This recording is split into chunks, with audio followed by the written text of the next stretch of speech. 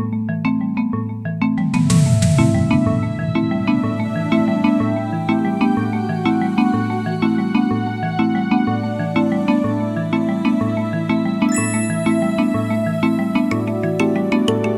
are live. Once again, this is the Third House Books podcast, episode 1. This one is called the Storytellers, right? So we're going to be speaking with some storytellers tonight because there's a specific reason that this podcast came into its space based on the last one that we'd done here a couple of months ago. So obviously, a podcast every couple of months isn't really a very efficient use of our kind of energy and time, right? But that's because it's not really a podcast, right? We want this to live on, and the voices that are going to be expressed today to continue to shape the community in the way that they've already been shaping the community, right? But this is also a community ritual, right? We wanted to call everybody into this space so that it's then open to everyone in as far as the understanding that we're all a part of what's building and growing in this community, right? So we have some leadership from the storytelling community here tonight, and we'll get that started, but first kind of let's situate where everybody is. So I'm Suraj, and I work in the space of using story in kind of intentionalized, therapeutic, and healing spaces, right? And at one point I kind of figured, let me roll the dice and see if this works, and it's something that can be interesting for me to do. And in the last 3 years, that has picked up considerably, right? And I've started to see more and more people utilize story, utilize narrative in profoundly interesting ways, right? And to profoundly interesting outcomes. That's kind of what we're going to start talking about tonight. So before we get into the intros with everybody, I kind of wanted to situate everyone. We have kind of a tradition of doing it, tradition in the sense that this is the second time we'll do it, right? So it is to kind of establish an understanding of how we got here, how we got to this conversation, what's relevant about it, right? So before we do this, as is the case with narrative method in general, we kind of had a talk. We had kind of intake sessions with everybody, with each one of the individuals here, and we came to an understanding of kind of a shared story that would help form the idea about what we're going to be talking about tonight, right? So this is that little arc. This is a little, think of it as a pre-show prayer, think of it as a little meditation, think of it as a narrative arc, but this is where the folks up here on this panel kind of went to. Vulnerability. How do we listen to each other? Open to the community. The Story Summit. Show the community that we're working together, making gains together. We want diverse voices from this community. Why did we come together around this? Why is it important? It's about community empowerment and community connection. But what does it mean to be a community leader? Meeting needs as they may arise. Do we want that responsibility? Shaping community narratives, empowering community voices, creating community ritual. This is what a community of storytellers can do. We're all, after all, trying to make this town the one we want to live in, right? So that was the intention. That's where we kind of came from for this. And you're going to get to meet some incredible individuals. But again, tonight, this is representative of a community of individuals that's come together to intentionalize something remarkable in January, right? So right after the new year, right in time for all these kind of intentional promises we make to ourselves. So you can always intentionalize bringing story more into your life, and the representative sample of leadership here in this particular community is going to be amazing. So first I'm going to kind of give it over to the gentleman sitting right by my side, and this is Brandon, but the way I kind of want to do it so we can get into the kind of the deeper spaces around this discussion is give one idea in terms of how you represent your organization. What's the core value there that really jumps out at you, right? And it's hard to limit it to that because it's going to be many different things, but we will do that in terms of kind of intentionalizing what that core value is and how does that feed into what has become in terms of the Story Summit. So I'll be honest, Suraj, it's a little bit hard to focus at times because I don't have ASMR, but your voice, for whatever reason, like I've watched videos, I know it doesn't do anything for me, but for some reason your voice just like sends me into a trance, and I can't really describe it. But I've edited videos of you before, and it's happened, and so I'm just sitting here like, okay.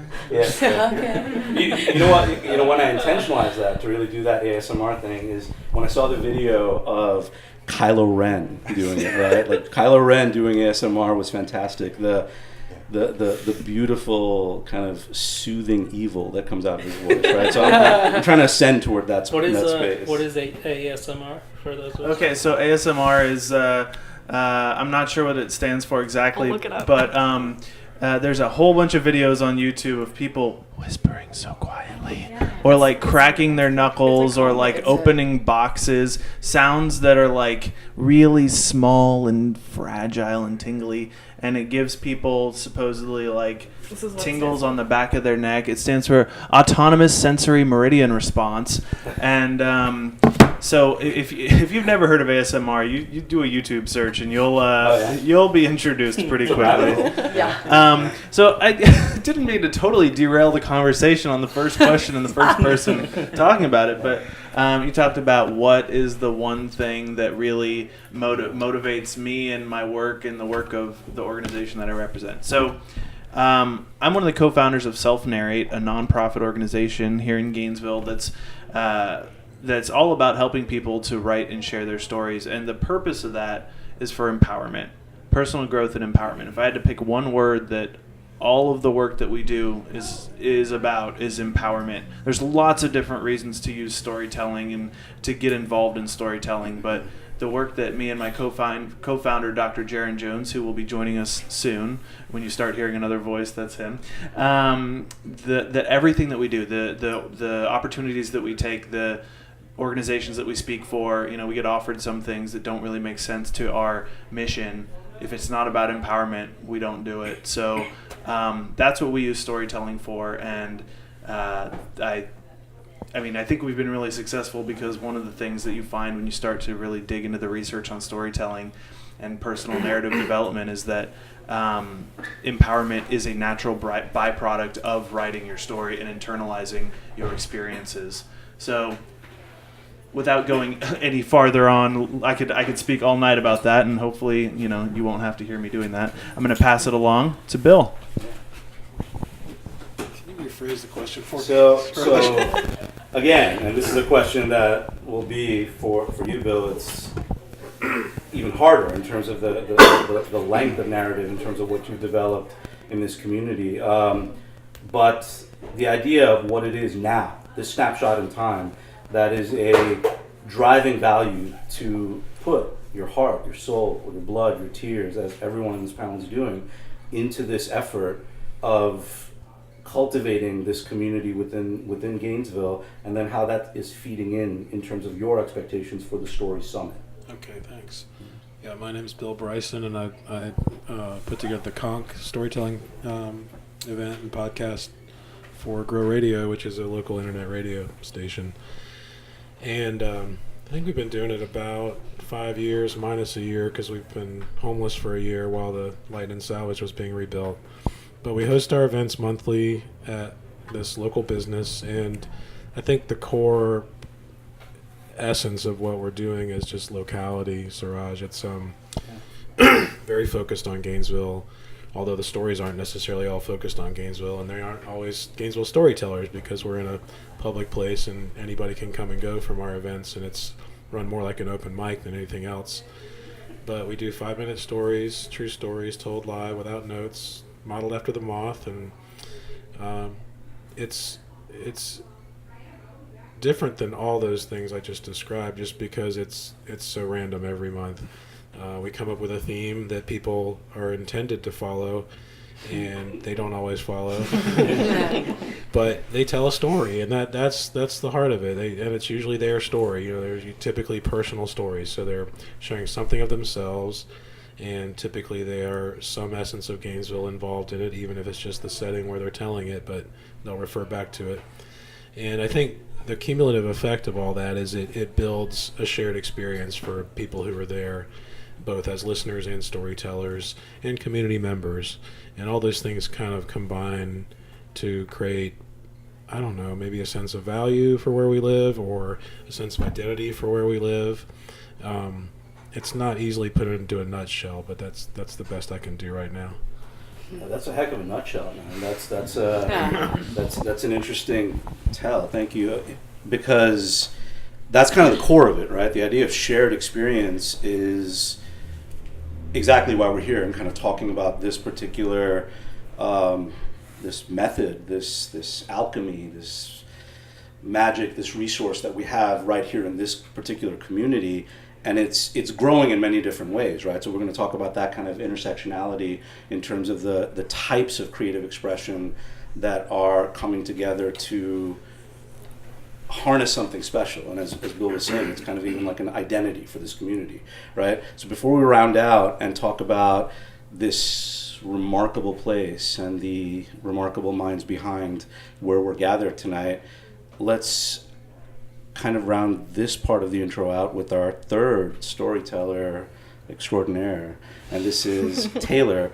And you guys are good on this side with that particular input there, right? So you go for it. Just speak as you will in terms of, again, core value that drives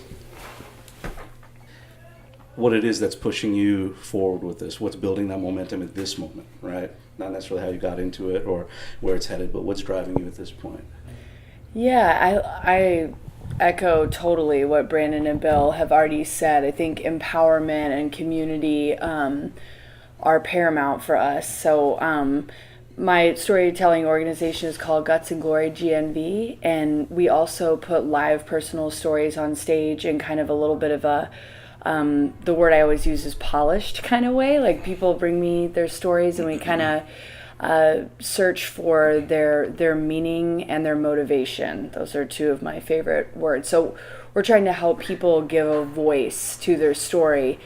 So I think there's something in that empowerment and community building of looking at like, why do we tell stories? Kind of looking at the why behind why a story, looking at why a story is important. A lot of times we think a story is funny or deep or compelling or dramatic or however we're going to label it, right? Just like we label people and culture and ideas. But if we can look at like why a story is meaningful to an individual and why they cared enough to tell it and pitch it and put it on stage in front of a group of strangers and a couple people that love them, who showed up and bought a ticket and came to support them, like that's a big deal to do that. So it's a space of vulnerability as well. As you introduced in the beginning. And that's really also what's remarkable in terms of the differentiation with everyone's application, their approach. Your experience is really something that, and I've been through it, right? So I've done that at a time where I wasn't really sure. Part of me was kind of internalizing. I'd done several tells with Brandon and Kiren at SelfNarrate, and that's kind of how I found those chops. But coming through the Guts and Glory experience, which was ostensibly called Pants on Fire, right? So that's a fun one if you guys haven't been to that. Sounds very serious and professional, right? Yeah. That sounds super. Yeah. So you'll get a sense of the tone of this. But the experience of going through front to back, right? Coming, workshopping, and then telling in that very kind of prepared space was something else. It was almost like curating and crafting that experience of putting yourself out in the world, right? So manifesting something.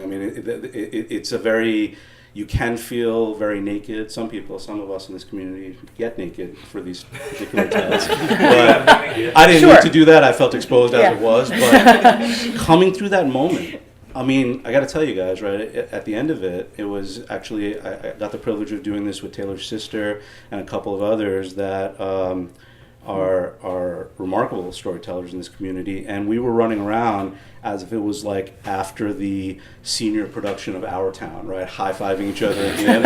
Oh my gosh, can you guys believe we did that? That was amazing. And, mind you, I've done like 5,000 academic presentations, dry and boring. I was drenched in sweat at this particular thing. So it was pulling something else. It was bringing something out that was different. So yeah, so thank you. Cool, That's very what we'll cool. kinda Thanks for saying that. And we'll definitely, this time we're going to round it out because someone very important walked in and snuck in and came and sat down next to me, but you can't necessarily see that. This is Jaron Jones, and he is the other half of SelfNarrate. So Jaron, give us a sense of your one limiting, right, core driving value that is sustaining you, situating you, contextualizing your experience right now for storytelling, what it means, what is the value that you most connect with out of the philosophy of SelfNarrate, what you guys do, and how is that kind of leading you forward as we turn the year and head into the Story Summit? Well, that's pretty deep to walk in on. Jump right in. What did you expect, man? He's just like, hi, my name is Jaron. Just softball. You didn't miss the pouring. I missed it. I'll take some Fiji water. Nice. Fancy here. Yes. Man, such a good space to start out of. I think from the work that we've done, particularly this year, and how we've seen storytelling grow throughout Gainesville, it's been wonderful to see that we have multiple spaces. We have multiple people doing the work. And I think what continues to grow is that feeling that we have to get our stories out. And we have to get them out not necessarily to be heard as an individual, but to be heard as a collective. So if none of us are talking, none of us are being heard, therefore the community is silent. And so having different spaces to talk, to share, to connect helps us to be a better community.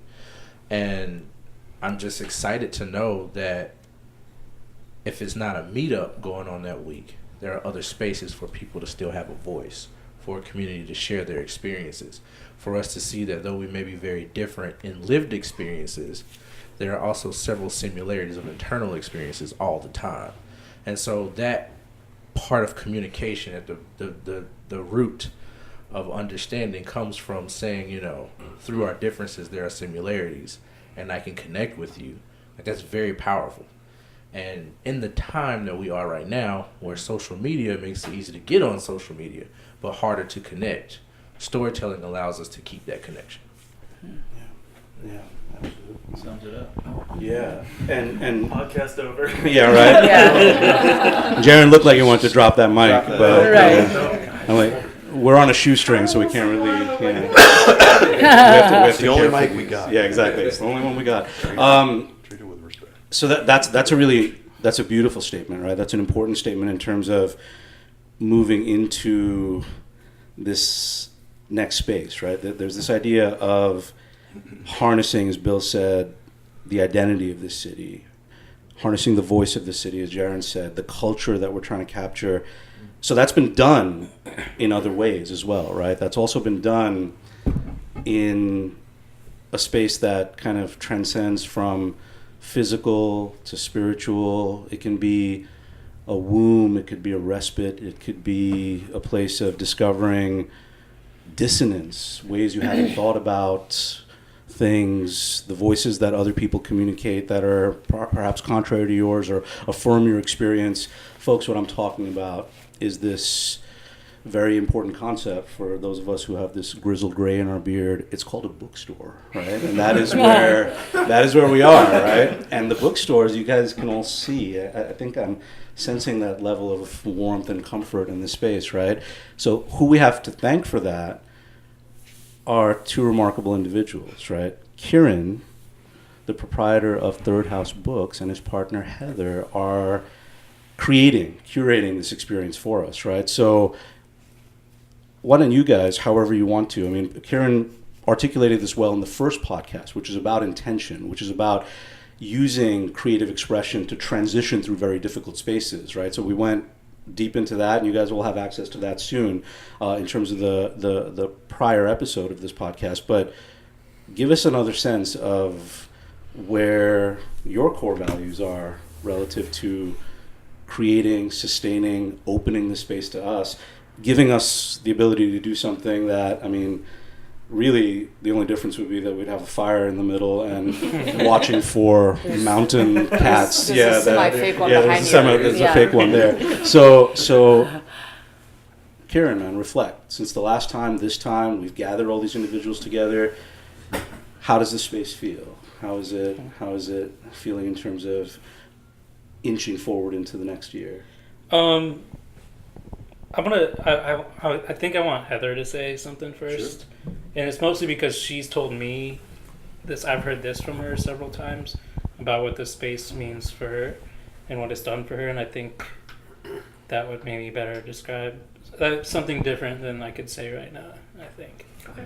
Absolutely. Heather, give it to us. No, you're fine. Yeah. How is this space emerged with meaning in your life? Yeah, so you mentioned vulnerability is the first thing on your list, and I came to Third House out of a place of vulnerability. I had just been diagnosed with PTSD and have had a long uphill battle with mental health issues and tough life stuff. And I met Kiren at a book signing of all places. And I've always had a huge passion for literature. I studied literature at UF, and I started hanging out at Third House pretty much every day. And Third House gave me this solace and comfort that I think only narrative can do. And it was talking to other people and also reading things by other people, and also having this connection. Kiren is a dear friend of mine, and everyone I've met here has had their equal share of tumultuous life experiences, and something Kiren and I were talking about earlier. And I think we've all kind of we bare our souls to each other in a real way because we are book nerds, and I think we're not afraid to delve deep. And sometimes that means crying while reading a book, and sometimes that means someone coming in here and telling me their friend has been assaulted and they don't know how to approach it. And I've made so many incredible friends and connections from this bookstore, and I've given career advice, boyfriend advice, best friend advice, how to deal with my assault advice. And I mean, while I'm not a therapist, it's things that I've been through myself, and it's narrative, even though it's completely, all true, that doesn't make it any less of a story. And this place is, I've told Kiren, my second house, my third house, my fourth house, fifth, sixth. And Kiren's friendship and the store have given me things that I did not think were possible. Mm-hmm. So let's build on that, right? And give. We'll end up probably doing this every time, I imagine, but this idea of how the concept of Third House books came to be, that's something that's really important, because that's speaking exactly to what Heather is saying. This is the place, right? It's the place to go when there may not be another place in which things make sense, right? So that's something that's important, because that's also the spaces that these storytellers have created and how people feel when they come through each of these diverse experiences. So Third House, how did we get there? I mean, on the surface, all our bookstores had left town. I mean, we were down the Wild Iris and a couple on the Northwest side.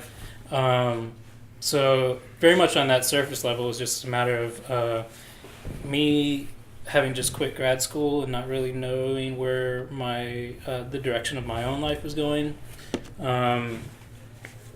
and recognizing something that was missing, or something I wanted to bring to downtown, that I wanted to participate in downtown. And so that, combined with the idea of having worked many types of jobs and always having had worked for someone else, no longer really wanting to do that, wanting to build something with my own hands, that all culminated in this space. And then in terms of, to be honest, the vision of it, of what it, for instance, in that sort of really real and intimate way that Heather just described, of what it is to her, and I've heard some other things from other people, that vision wasn't really, it's just sort of formulated organically, from the very easy thing of trying to figure out what to name the place.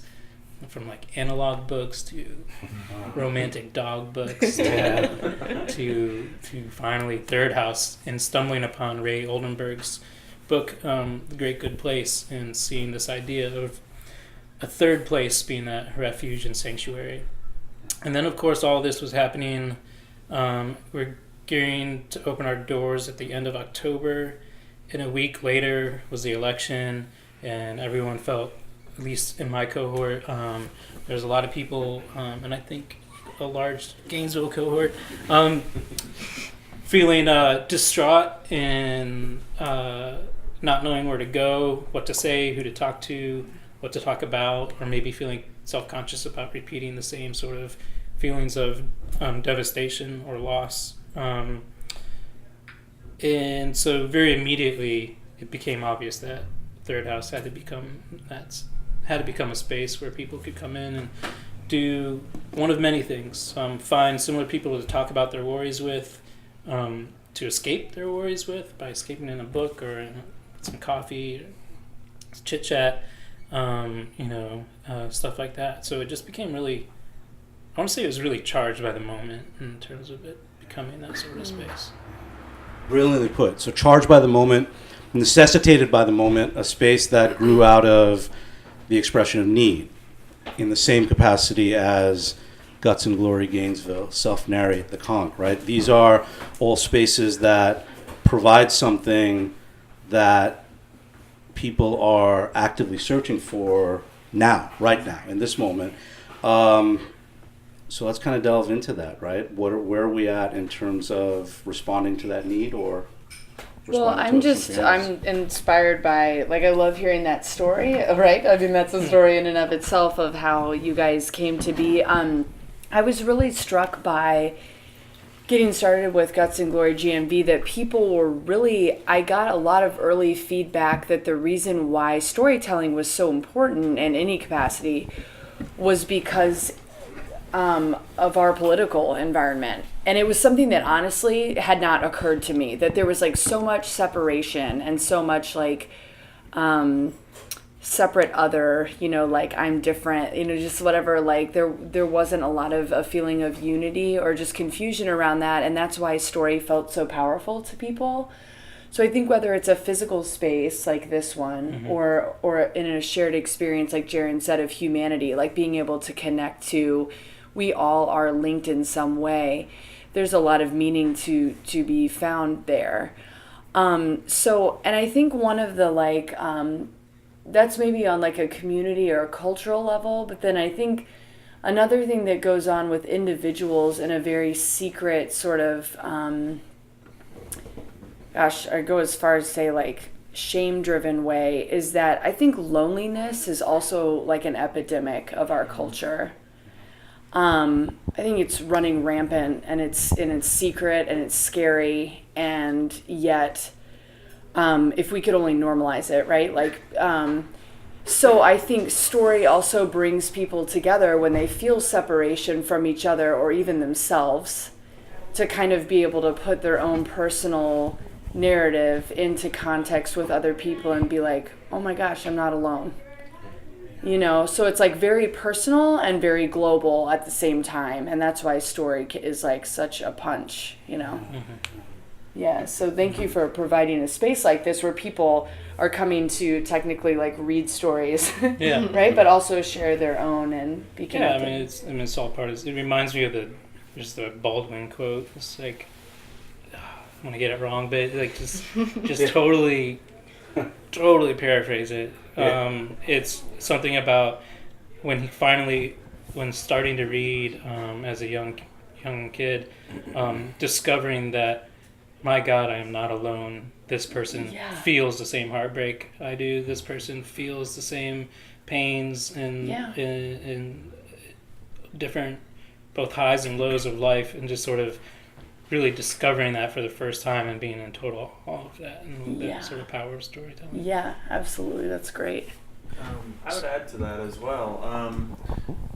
One of the things that I think Taylor's hitting on, I think Kiren's kind of mentioned in a different kind of way, is that when you become a space of vulnerability, when you start to provide a platform for open sharing of stories and personal experiences, people will flock to that. That is something that I have seen. I don't mean to speak for Bill. I can imagine he's seen it as well, and I know Taylor's seen it too. You know, Jaren and I, when we started doing the work that we're doing, it was not, like, we had no idea how it would be received. We had no idea that, you know, years later we would release a book at this very store. We've released 2 different books here, and each time people have been spilling out the door. Like, we were probably over fire code in here both times. But that's because people are looking for edit that out. Okay, I didn't say anything about fire code or anything. It's Right. being live broadcast. All the people at the end watching it are gonna call the 911 here. So basically, long story short, is what I'm saying is that people are looking for this space, and when you start to provide a vulnerable space and people see that it's authentic and that they can be their authentic selves, I mean, you won't have any problem with people, you know, continuing to utilize the resources that you provide. And that's just one of the things that I have found in doing this work for the last 4 years or so. So that's a great segue, because what engendered kind of, you know, the thought in my mind was, there is that kind of very famous statement from Field of Dreams, right? If you build it, they will come. My friend of 20 odd years, author, advocate for many different expressions of surviving and sustaining through abuse, Garrett Hall, right? So he's kind of closing out the circle. He often says that to me, you know, because there is some truth to that idea of intentionalizing what it is that you want to do. We've all done that in this circle, built something, people have come. So that's why this moment was, I mean, it's a bit of a challenge, this moment as well, because there is this idea of reflecting and thinking, okay, so what are we building? People are coming. What responsibility is that engendering in us toward this community?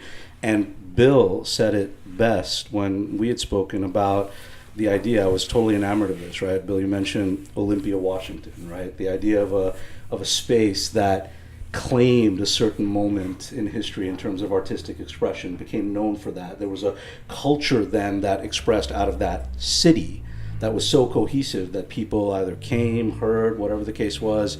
I know Portlandia season 7 actually mentioned Gainesville, so I know we're on the map at this point. So something's happening, right? We're doing that. So Bill, give us a sense to kind of set off that aspect of the discussion in terms of what expectations these storytellers have.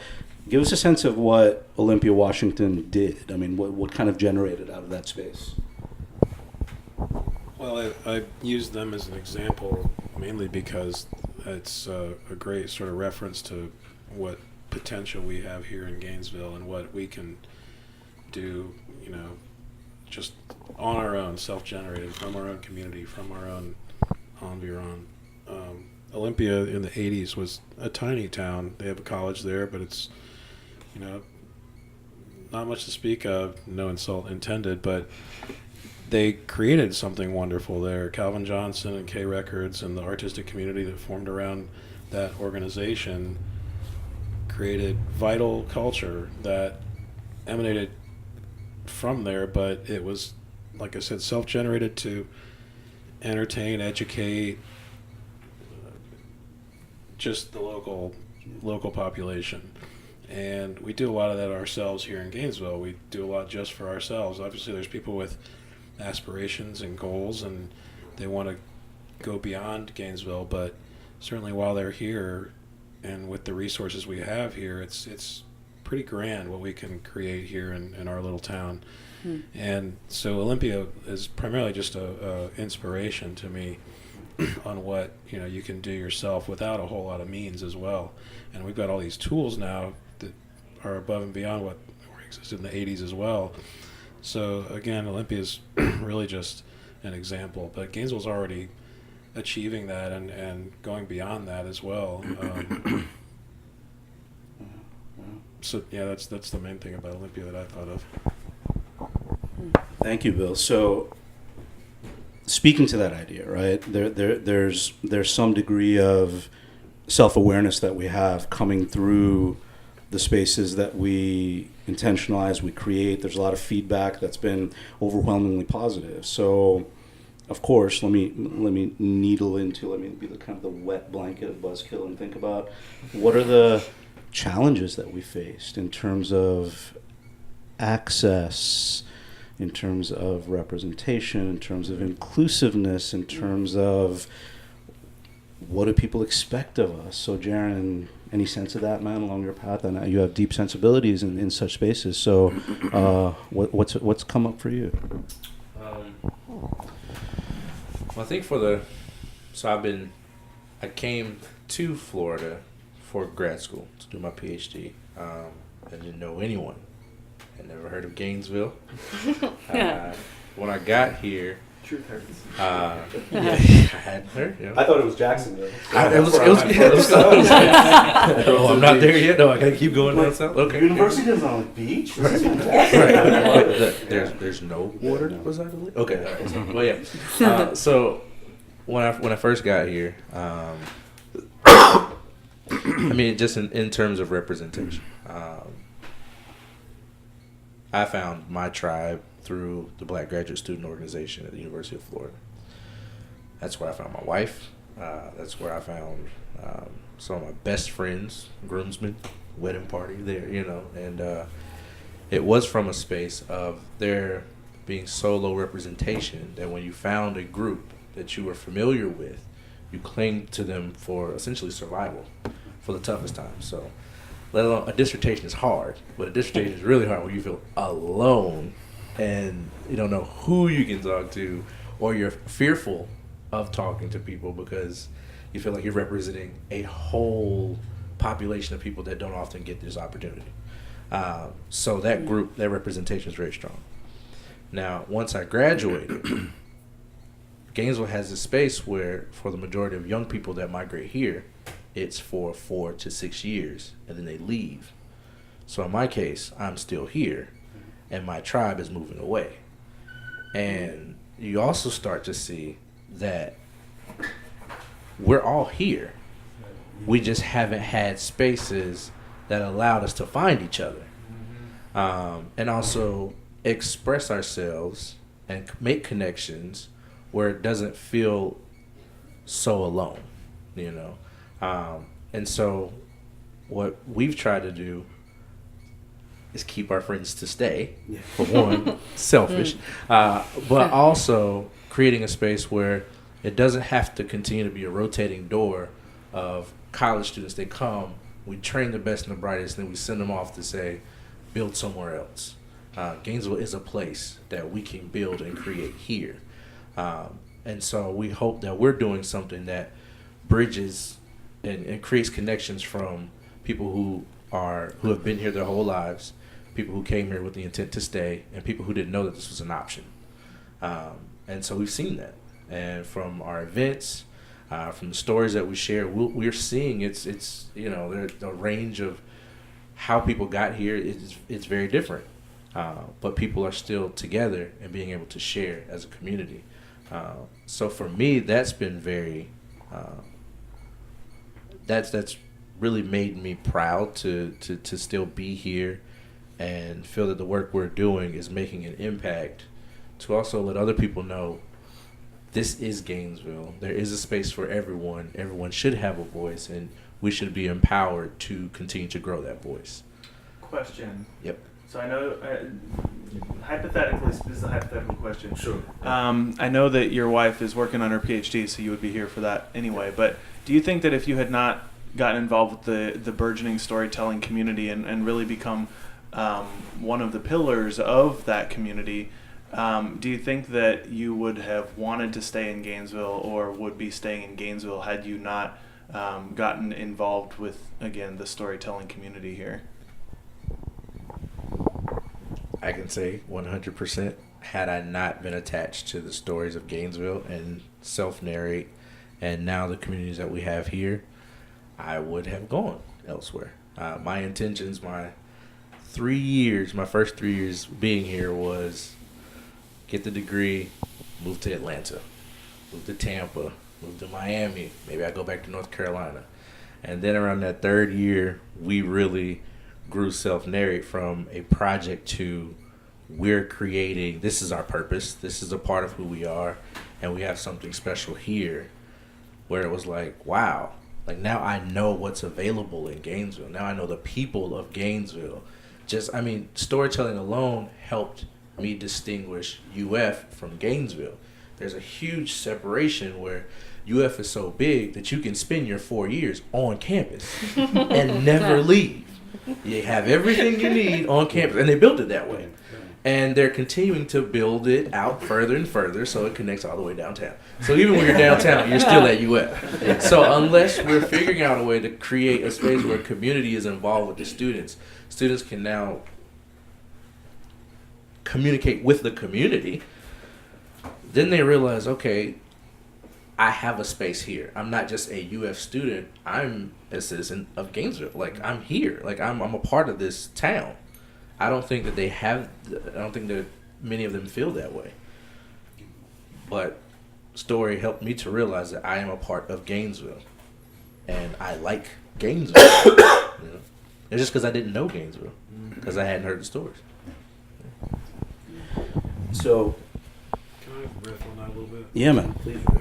You said this in so many words, but I think an essential part of storytelling is the search for connection. And living in a new place, like you're saying, you're searching for connection, you're searching for relationship, you're searching for identity. That is all enabled through all of these storytelling entities. It breaks down those barriers that keep people apart. It breaks down the ignorance that keeps people from understanding their environment. And it does it in a way with vulnerability that invites connection, if it's done thoughtfully. And all those things really add up to bridging that gap that you're talking about. And I'm glad you found that, So Rose, can I riff too? Because I love what Jaren and Bill just said. I keep forgetting that I don't need that I'm talking into this machine in front of me. Okay, here it is. I think that speaks a lot to what we're trying to do through this summit too, is that it's kind of like a representation of that this isn't about exclusivity, or like why everybody's special or unique or something. I think in bigger, and this isn't like trying to hate on this situation, but in bigger cities, there's a lot of competition. Like, even when you're training to be a storyteller or performer, or, fill in the blank, like whatever, there's a lot of competition. But I feel like Gainesville, and the way that Jaren described of like what it means to be a community member here, and be a neighbor, in this city, that there's something really cool about what we're trying to do as storytelling organizations, which is like we're not competing with each other. And people sometimes get us crossed, or like, oh, is your thing this other thing, and are you guys? So I think that was a lot of the motivation for joining together in this collaboration at Heartwood, is because we want to communicate, as you mentioned at the top of the podcast, that we want to communicate that we're all like, we have each other's backs in a major way. And I think it's like it's kind of like a representation of how we feel for our storytellers too, that like their community has their back and nobody's trying to show off right now. This is about what we all want to express, to use your words, Suraj. And so I really feel like that's what our January show is about, is kind of trying to promote that feeling, Yeah, it's amazing when you start creating the spaces and people connect to the spaces, and then people intentionalize their experience within those spaces, and suddenly as things progress and we have more of these experiences and we're driven to do more, it's those people that also start saying like, oh, so that next one, I can't wait to see, because what happened at that one, oh my goodness. Now, I don't know how everybody else receives that, but I receive it as like, oh crap, now I feel pressure, right? Like, so it's like this is all like fun for me, and it's something that I really enjoy, and meeting everyone and connecting and building my own personal community, and it was amazing, and I felt great about it until I started to realize that, oh, well, so there's responsibility now, right? So Brandon, you have spoken well to that, and again, there's some bias here in the sense that we've all known each other to a certain extent, but again, it's the lead-ins to this particular time that where the real expressions really come out. So even just in that last talk we had, this idea of social responsibility starting to emerge, right? I mean, you've always been very sensitive to that. You've always had sensibilities for that kind of responsiveness to the community. But how has what's been happening continued to shape your sense of social responsibility? Woo. Yeah, right. Well, Now there's a big question. Yeah. So, to answer that, I feel like I have to take it back a few steps and kind of describe where the work that Jaren and I have been doing comes from. Jaren and I met in graduate school. I was working on my master's degree. He was working on his PhD in a program called Leadership Development. So if you want to learn how to be a really good leader, talk to Jaren. He literally is a doctor of leadership. And in the first class that either of us were in at the University of Florida, we took a class called Interpersonal Leadership, and the concept of this entire semester was get to know yourself, because to be able to lead others, you have to know what your motivations are. And a major component of that was writing your story and sharing it for 20 minutes in your class. Neither of us had ever shared our stories before. And so being given the opportunity to stand up in front of 10 to 20 other people who are listening and care and invested really showed each of us, because we had been going through very difficult times, very different kinds of difficult times, but difficult times nonetheless. It showed us that there is this really powerful, visceral strength in sharing our stories, and this effect that it really helped me more than a lot of. I've been going to therapy for a while, and sharing my story in front of strangers essentially helped me more than all that therapy combined. So we knew that there was something to this storytelling thing, and we decided that we were going to take it to the streets. We didn't really know what to do, but we wanted to give other people the opportunity to share their stories. We realized that it wasn't until we were in graduate school, which a lot of people do not get to, that anybody actually cared enough to ask. So we wanted to ask just anyone. We went out to places on campus at UF with a sign that said, "Tell me your story and I'll give you $1." And it was crazy to us that nobody really wanted to share their stories with us. We thought we would go broke. It was really awkward, honestly, going to CVS and getting 20 and ones, because we got some weird looks. They thought that these ones were for making it rain, not for like deep one-on-one storytelling. But what we found when we did have people share their stories with us, I apologize for running over whatever joke just got told. We did find that when people did share their stories with us, that they didn't even want the money. They didn't even want the $1 that we were offering them. That they just wanted to be heard. And we decided, after doing this as just a fun little experiment, that clearly there's a need here. Clearly there's something lacking and missing in most people's lives. Because even though Jaren and I, Bill, Taylor, and there are other entities in Gainesville too that do open mic storytelling type events that are not represented here tonight, even though there are these opportunities, most people, for whatever reason, miss those opportunities. Whether they don't know about them, or they don't feel comfortable yet, or whatever the case may be. And so we realized that there was this need for this, so we wanted to provide a space for people to write and share their stories. There's a whole lot more to that story, but I say that to say that in starting to do storytelling events, I have seen the kind of best and the worst that storytelling can do to people. It can empower, but also in the wrong spaces to the wrong audiences, it can be extremely damaging and painful. And so we went into this totally blind. I didn't have a background in like personal storytelling or therapy or communication or any of those types of things. So what we've had to learn is honestly through trial and error in some ways. I have been negatively affected by the work that we've done here through people sharing things that really shouldn't have been shared in a vulnerable setting. There is such a thing as oversharing.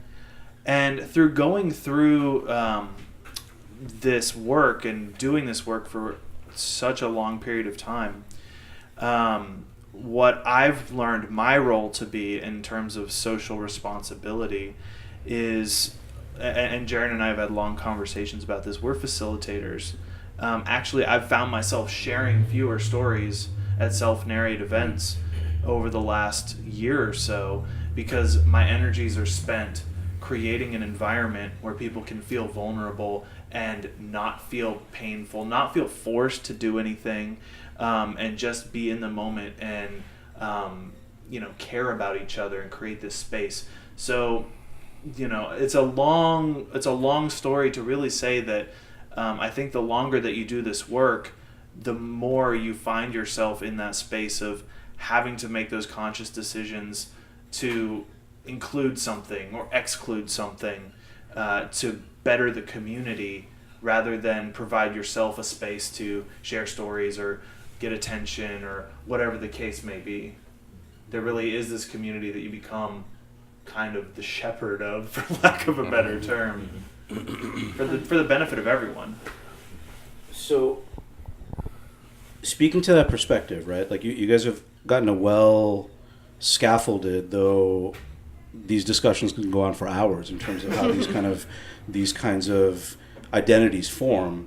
I like the idea of shepherd, right? I like the idea of facilitator as well. But I want everybody here and everybody beyond this space to also get a sense of, from someone who's kind of uniquely positioned in the space, to give a sense of what the value of telling in that space where you're exposed and you're vulnerable and you're telling to others, and there is a responsibility and a reception from the energy of everyone in that audience. So Garrett is someone that's been slaving over a very long expression around very difficult themes, and he has done that for several years, and he's got a book that's going to drop likely at Third House Books first, right? So it's an honor like space, right? So I already promised him. Yeah. Given that there is a tension, right, and we all know that attention that's very inward focused. We may do it through our work, we may do it through our writing, but Garrett has gained something very unique from being able to enter these spaces that are built and constructed by individuals to be able to tell one story, right? So what has that experience been like for you as a consumer of this process, this method that everyone has set into place, right? So how's that been in terms of connecting in a more deep way with your own story? All right. I'll try to get this out after having a coughing spasm. I realize that when you have a cough, wine may not be the best thing to soothe it. Yeah. I'm getting over a Makes cold. for good podcasting. All right, I'll try to do this with a cup of water in my hand. Of course, now it has to come out. I'll lose my voice. So we've talked a lot about what storytelling is and how we connect with community, how we build community around story. My question has always been, and I have Suraj to thank for this, because we've been on this journey of me writing a novel for several years now, and I've workshopped material with Suraj, and after every workshopping session, he always says to me, "What is this story about, man? And I'm like, didn't I answer that the last workshop, and then the workshop before that, and the workshop before that? And I realized the question was more rhetorical. It was just to keep us thinking about, what is this story's intention, right? To the point where I'd have nightmares and I'd wake up in a pool of sweat. What's the story about? And I'd shock myself awake, and at 3 a.m. and I'd look off into the darkness. And I'm like, I don't think I know. I thought I knew. Maybe I knew last week, and maybe a new response to that question will come to me in a week. And that's exactly what happens. So for me, writing this novel that I've written, hopefully will drop in early 2018, it's a story about adverse childhood experiences and traumatic events. And if I asked you guys in this room, how many of you have had an experience of parental divorce, abuse, a drug-addicted parent, a parent who's been imprisoned? Yeah, I've had several on this adverse childhood events score sheet. I've had 4 or 5, and how those adverse childhood experiences actually translate into identity development as you get into adulthood, how they shape your paradigms of thinking, your perspectives on the world, on God, on people, on your purpose. And and then what happens when those ways of thinking become destructive, suicidal, nihilistic? So for me, the book that I've written doesn't provide people with a way out, it provides people with a way through, is what I like to say. And so when Suraj keeps saying, what is this story about, man, it gets me thinking. And it's a question that I kind of pose to all of us. I don't know that we have time to answer it tonight, and I've asked this question in giving a storytelling workshop at my work. And the question was, think of your favorite story that you've read, a movie, whatever it is, a song even. What did that story make you do after you read it, listened to it, saw it? Okay? How did it change you? What did you think differently about yourself or about the world after you encountered that story? Think about that. Did it open something up in you? Did it heal you? Did it catalyze some sort of social activism in you, that you want to change something about yourself or the world around you? And so I hope I'm answering the question here, but for me, what is this book about? I started thinking, what do I want the reader's response to be? Now that's a hard thing to do as an author, because you can't control that. I can't control how anybody's gonna respond to the words that I've written. But what I do hope is that some people will read what I've written, and it will resonate with them, it'll connect with them, there'll be some sort of shared lived experience in the story, and that it will catalyze change in the sense of responsible inquiry. And what I mean by that is, all of us have ways of thinking about everything. Thinking about what we're doing here tonight, thinking about your job, your loved ones, your familial relationships, whatever it is. And is it okay to challenge religion? Is it okay to challenge what we believe? How do we do that responsibly? How do we do that in a way that actually breeds positive change? And how do we define that positive change? And so I loved what you said about social responsibility. I'm glad that's a question that we've asked tonight, because I think that's important. And I think, honestly, I'm just going to say it, I think that's what differentiates the people up here in this room to other storytellers that I've heard and seen and participated in, is that I think all of us have a sense of social responsibility. And I think we have that sense of social responsibility because we've lived some pretty powerful stories. So have all of you. And I, for one, am incredibly grateful to be a part of this community, this tribe that's sitting here in this room, because I do think, as Bill said, you talked about Olympia, Washington. Like, I think I dated a girl named Olympia, Washington. And then I realized you were talking about a place, not a person. I don't know if that's how. So this is an important question, right? And it's kind of a good good concept on which to elicit some of your responses, because all of you tonight are part of this circle as well. So as you have the opportunity to have heard the intention from these leaders in the storytelling community towards something that they're intentionalizing, that's going to be a moment, right? It's going to be a defining moment in this community, in this city, beyond this space. And we'll plug that later, right? January Story Summit. You guys can. It's all over Facebook, right? So you'll get a sense of what that is. But as you've heard intention and you've heard expectation from these individuals, quick learning shots, right? Nobody has to engage in any kind of soliloquies here. But the idea of what this could mean for any of you. Do you care? Is this something that you feel like is a space that maybe there's a little itch thinking, yeah, that's kind of what I've wanted, is the ability to give voice, because I don't really feel like that the 10 hours a day that I'm operating in this space and the 8 hours that I'm operating in that. So if there are spaces that are made available to you to come into a greater sense of self, then what's the value to everybody here, all right? So who values that, right? Show of hands.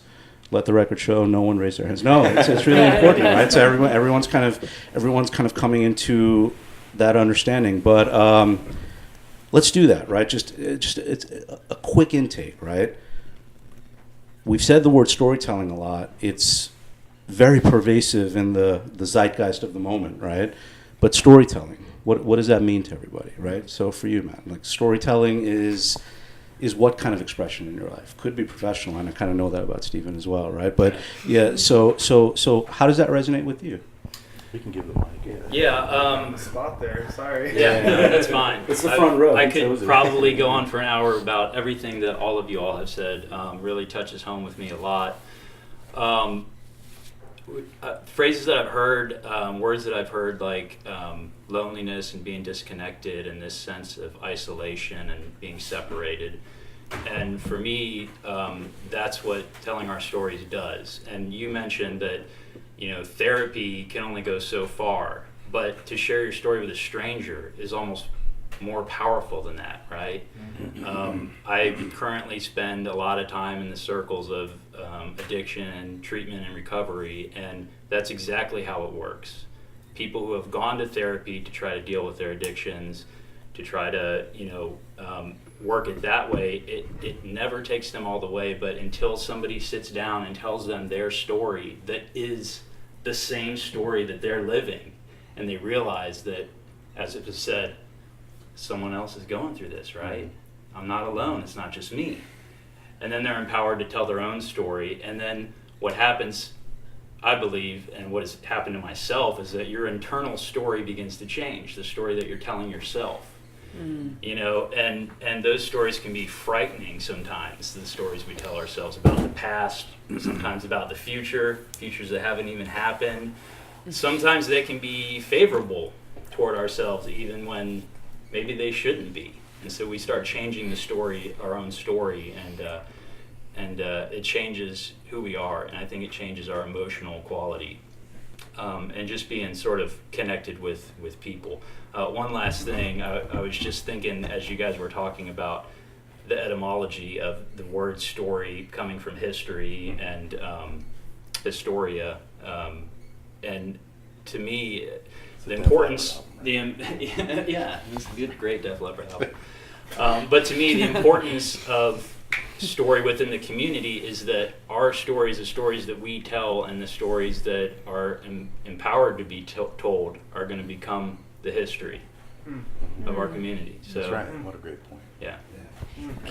That is so inspiring. Can I That's exactly what we're going to do, and you were next. So. Okay, so I was next. Okay. I have thoughts on that too. I know thoughts, and I have meta thoughts on it, and thoughts on the meta. But here's what I'm going to say, because there's definitely thoughts and meta thoughts. But what I want is, as would be said in another story environment, a mighty word to send us on our way, right? So. Oh boy, Taylor. no pressure, right? No pressure there. But yeah, respond however, whatever it is. But just kind of to pull this home, and again. Story Summit. What a vision, right? Yeah, wow. I chose the right moment to speak into this, yeah. Right? Your name is Stephen?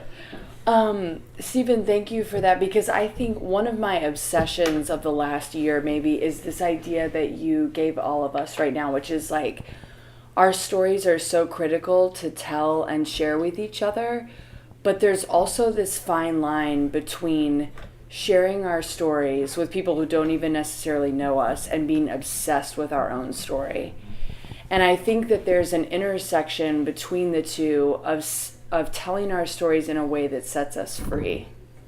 So there's this obsession and this rumination over what we believe this world that we're living in, and that we're alone, and that, you know, and like you said, that we're telling stories about our future that are good, bad, and ugly, and, you know, whatever. But that there's something about saying them out loud and hearing ourselves say them as other people are receiving our message that, like, brings it all together at one point. That, yeah, there's like some sort of freedom that we find in it. So we're all like addicted to our own story, you know? And so I think it's really neat to find the commonality in that, and maybe that's like what we're all trying to find. And, you know, like people say that you go into the work of what you're trying to do within yourself, you know? And so maybe that's why we've all gone into stories, is because we see the impact that it's played in our own lives, and why we have to tell it. And like, you can't help but to share that with other people. So I think, you know, Harwood is an interesting place for us to be doing the Story Summit on January 18th, just as a small plug. Eventbrite, whatever. But yeah, no, but I think what's cool about it being at Harwood is that Harwood is a music venue, right? Well, guess what? Music is story too. And it's a beautiful place that's very Gainesville, that's very local, that's calling us to love Gainesville and what has been created. People are like, where did Harwood came from? It came from Gainesville. It came from people who've been here for a long time and have been dreaming of this place.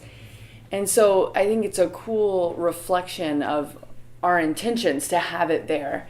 And it's a really intimate space where I think that vulnerability can be shared. So I don't know if I that's hit on the right put. stuff. But. No, that's really good, because you're right, and that's one thing to, you know, mention in this space is that story transcends many different vehicles of expression, genres, right? Whether it's like music, whether it's performative theater, whether it's poetry, most definitely, indeed, right? So because of those spaces, and because I know Bill is being very intentional heading into next year relative to multiple expressions of story kind of occurring in everything that he's involved with. So Bill, why don't you give us, you know, again, I could say the mighty word thing, but really it's just a sense of... Taylor blew the mighty word, yeah, so you Bill. blew that, right?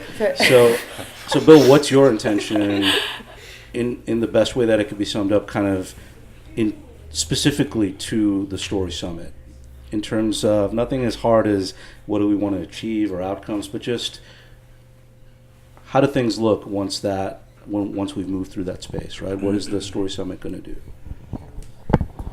Well, if you need a mighty word, I'd say that word would be inclusiveness, because that's something I think we're all three going for with this, and I think it's something that, again, storytelling, you know, sort of draws unto itself. But I think the Story Summit is, you know, a peak moment, if you want to use that term, for, you know, this kind of thing we've come to with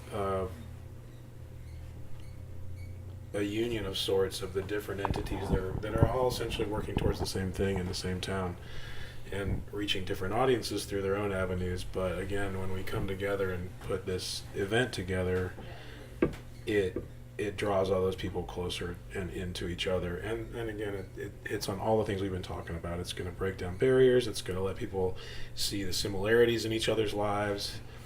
It's going to reduce the separation that we are feeling as a society.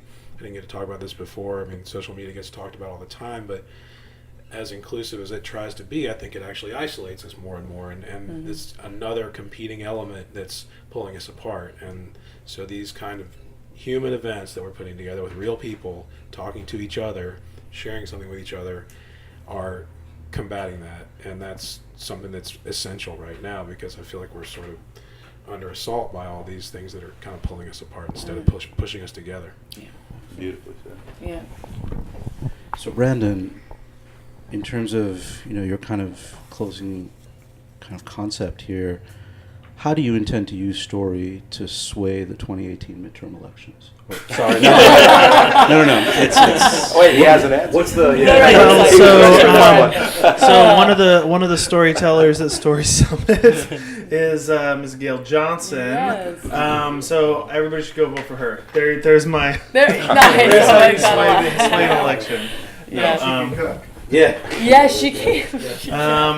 Well, okay. So in terms of like a mighty word, a vision for Story Summit. I didn't think I would be getting political tonight, but so the thing is as Bill said, I see this as a crystallization of the fact that it is an undisputable fact that there is a storytelling community in Gainesville. I had a little vision like a year ago. We should come up with a Gainesville slogan like Austin has, keep Austin weird or whatever.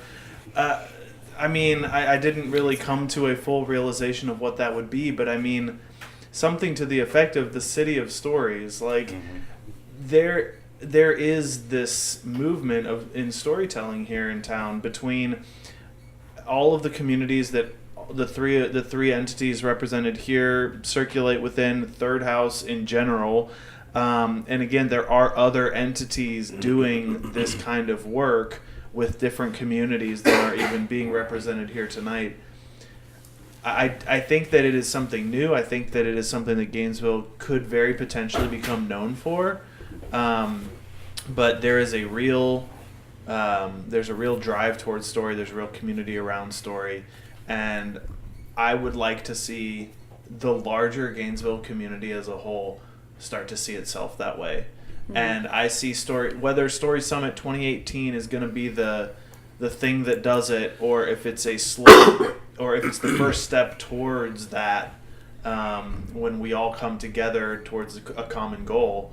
I think that it does take Gainesville in that direction. So if somebody can come up with a better story-oriented slogan around Gainesville than what I just said, let me know. But that's what I see Story Summit representing, that first step. Thank you very much. No, that actually might stick. That's what you got to do, is right? Throw it up against the wall, see what sticks. So Jaren, with your expression, I mean, I wish there was a better analog for this, but there is kind of a statement of, I'm not only the president of the Hair Club for Men, but I'm also a client, right? So Jaren is a remarkable teller.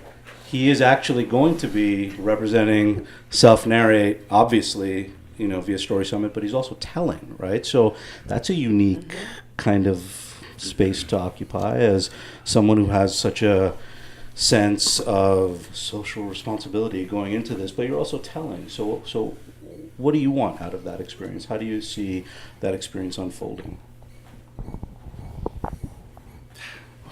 Yeah. Surprise with these questions. Yeah. Here you go. Yeah. Here's the mic. Yeah. Do something with it. Wow.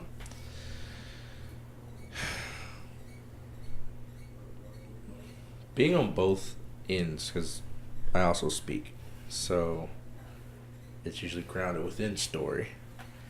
So it's this weird space of being a storyteller and facilitating storytelling, where you get to a point where you feel sometimes I've shared enough. No one else wants to hear what I have to say, or people have heard this already, or the negative ego that'll just start to eat at you.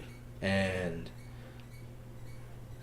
being a part of Story Summit and doing the work, I think halfway through my experience from the course Brandon and I took, to where we are now, there was a shift. There was a shift where I was doing a lot of sharing, and I felt like I wasn't processing what was shared and how I felt because of that. And so it was leaving me feeling vulnerable, but not in a good space. I also felt that, how much could I share if everyone didn't understand the full background of the people I may have mentioned in the story? Or what if they heard this? What if it got out? Do they understand at the end of the day, I love them so much, but they might have said something or did something that was like really important in my life, and maybe positive or negative. So I got to a point where I was like, I don't think I need to share anymore. And then there was a turn where I started to realize that I needed to share, but the way I shared was different. It wasn't that I was sharing to be heard. It was that I was trying my best to share the most authentic truth from my lived experience as I could. Because in doing that, it would allow someone to tap into something and relate to something they had not heard before. And when you hear a lot of stories, you also tend to start to sound like the stories that you've heard. So you start to sound like, like oh man, it's almost like if you're a rapper or an artist and you have influences, sometimes you start to notice that, oh wow, that really sounds like one of my idols, And so the story started, and so taking a deeper look to see within to say, how have I processed my lived experiences? How can I describe that more? How can I put myself back into a space of being able to completely explain or describe my sense of being when I was 8 and I fell in a Christmas box? Like, what did that look like? Why was I so afraid of disappointing my mom? Why was I so, and digging deeper. And so then it makes you realize that storytelling has a character, a goal, and a conflict to get to that goal. But being able to fully express that thought of that lived experience is very difficult. And learning how to do that is now what I like to share. And so those stories start to get a little bit longer. It's like, they're not 2-minute stories now. Now it's like, you have to understand. So what does it look like? It's probably a 5-minute prep for a 2-minute story. So going into Story Summit, my hope is to actually take it back to the very first story I shared. And how that story in that class has changed since I've had the opportunity to process through it. Having done the research in narrative development, having looked at myself differently, having grown from that space, and still honoring the person who I talked about in that story, which was my uncle. He struggled with drug addiction, and that story was finding the beauty in the person, not the addiction. And so I'm excited to share that at Story Summit because it looks different than the first time I shared it, but the feeling is still the same. It's still of being very proud of him, and that the work that I do here is a reflection of the things that he instilled in me, even when he may have been high. And so it's a very interesting story. So excited to share. It means a lot. I don't know if I answered any of the questions. So what happens when you give me the mic after you give me a deep question? I'm like, man. There is no question, right? There is no spoon. There's no real answer, right? It's just, this is what we're doing. This is an ongoing narrative. So there's nothing that I'm going to try to add to that sublime statement to kind of capture what we've discussed tonight. What I do want to do is based on the word that you use, that's a word that's really emerged in my experience recently, is the idea of honoring someone, honoring a teller, honoring others. I definitely want to, again, deeply, profoundly, with remarkable gratitude, honor the space that Kiren and Heather have created for us to do this work, right? This is remarkable, and it's hard. I never want my expression to start sounding very pluggy, but the idea is the individuals here that are represented, ostensibly pretty much everyone in this circle, also provide the vehicle for learning about how you can connect with your own story and so on and so forth. I won't give fee structures and the like, but visit, right? Guts and Glory Gainesville, SelfNarrate, the Conch. Bill Bryson is doing remarkable things that are going to manifest next year that I'm very excited about, but I guess that's for another podcast, right? Speaking to which, this is what we're doing in this space. This is what the community ritual is about, that there are ongoing needs that we're going to try to respond to as a community, and this is just one of the spaces in which we can do that. So, Taylor Williams, Guts and Glory Gainesville, thank you very much. Thank you. Right. Bill Bryson of the Conch and many other things. Get to know him. Brandon Telg and Jaron Jones of SelfNarrate. So Story Summit 2018, look for it. It's everywhere. And if you want to revisit some of what was said tonight, that'll be made available soon as well, right? So thank you all very much. You're the ones who brought the energy here to make this circle what it was. So namaste to all of you. Thank you very much. And good night. Thanks.